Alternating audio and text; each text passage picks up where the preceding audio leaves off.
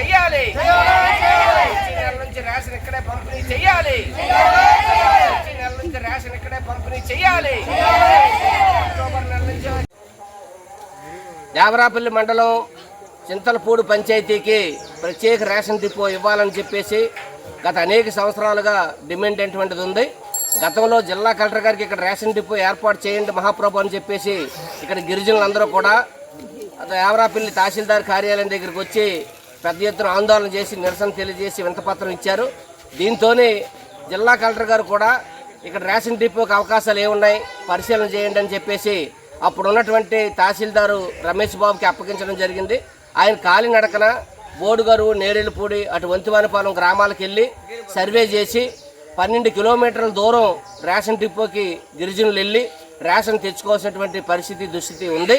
కాబట్టి ఇది వెంటనే డిపో విడుదల చేయండి అని చెప్పేసి ఆ రోజు జిల్లా జాయింట్ కలెక్టర్ గారికి రాయడం జరిగింది. దీంతో ఈలోగా ఎన్నికలు వచ్చాయి. జగన్మోహన్ రెడ్డి అధికారంలోకి రావడం అటువంటి జరిగింది. జగన్మోహన్ రెడ్డి ప్రభుత్వం వచ్చిన తర్వాత ఇంటింటికి రేషన్ పంపిణీ అటువంటిది జరిగిన తర్వాత ఈ డిపో డిమాండ్ అటువంటిది పక్కకు పోయింది. ఇప్పుడు మళ్ళీ తామరబ్బ, చింతలపూడి పంచాయతీలో ఉన్నటువంటి 12 గ్రామాలు కలిపి ముకుందపురంలోని రేషన్ ఇవ్వడం అటువంటిది జరుగుతూ ఉంది.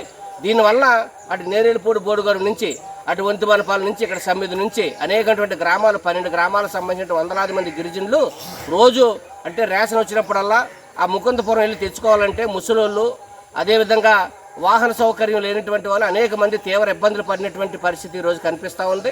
అందుకని గిరిజనులు వీళ్ళు రోజు కూలి పనికి వెళ్ళిపోయేటువంటి వాళ్ళు వెళ్ళేటప్పటికి అక్కడ డిపో ఉంటుందా లేదంటే భయం కూడా ఈరోజు ఉంది. అందుకని ఇక్కడే డిపో ఏర్పాటు చేసి ఇక్కడే వీళ్ళకి బియ్యం ఇవ్వాల్సినటువంటి అవసరం ఉంది. ఒకప్పుడు సెల్ ఫోన్ సిగ్నల్ ఉండేది కాదు, తంబ పడేది కాదని చెప్పేవారు. ఇప్పుడు ఇక్కడ సెల్ ఫోన్ టవర్ వచ్చింది, ఇక్కడ సిగ్నల్ పడే అవకాశం ఉంది. ఒకప్పుడు రోడ్లు లేవు, ఇక్కడ రోడ్లు వచ్చాయి, ఆటోలు తిరుగుతున్నాయి. కాబట్టి ఇక్కడే అవకాశం అటువంటిది ఉంది. ఒకప్పుడు రేషన్ కార్డులు ప్రాతిపదికన ఇచ్చారు, అక్కడ ఇక్కడ రేషన్ కార్డులు సరిపోవట్లేదు, 2 పంచాయతీలకు ఒకే డిపో ఇస్తాను అని చెప్పేసి ఇప్పుడేమో రేషన్ కార్డులు అక్కడ ఇక్కడ కలిపితే దాదాపు 900-800 రేషన్ కార్డులు ఉన్నాయి. కాబట్టి 2 డిపోలకు విడదీయడానికి అవకాశాలు ఉన్నాయి. అందుకని జిల్లా జాయింట్ కలెక్టర్ గారు వెంటనే జోక్యం చేసుకొని వెంటనే చింతలపూడి పంచాయతీకి ప్రత్యేకమైనటువంటి రేషన్ డిపోని వెంటనే ఏర్పాటు చేయాలి.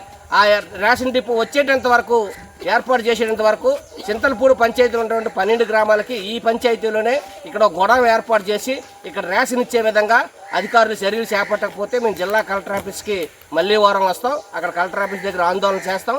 కాబట్టి ఈ ప్రభుత్వం ప్రజల కోసం పనిచేస్తున్నటువంటి ప్రభుత్వం ఇది. అందుకని ఇప్పుడు ఉన్నటువంటి ఏదైతే పౌర సరఫరాల శాఖ మంత్రి నాదెండ్ల మనోహర్ గారు ఉన్నారో ఆయన ఇటువంటి గిరిజనుల సమస్యలు పట్టించుకోండి, ప్రజల సమస్యలు పట్టించుకోండి. ఇక్కడ ముసలోళ్ళు, అదేవిధంగా రహదారి సౌకర్యం లేని వాళ్ళు, గిరిజనులు తీవ్రంగా ఆ అభివృద్ధి కామడ దూరంలో మగ్గిపోతూ ఉన్నారు. వాళ్ళ సమస్యలు పరిష్కారం చేయండి. చిన్న రేషన్ సమస్య కోసం వాళ్ళు అడుగుతూ ఉన్నారు, మా ఇంటికి రేషన్ ఇప్పించండి అని.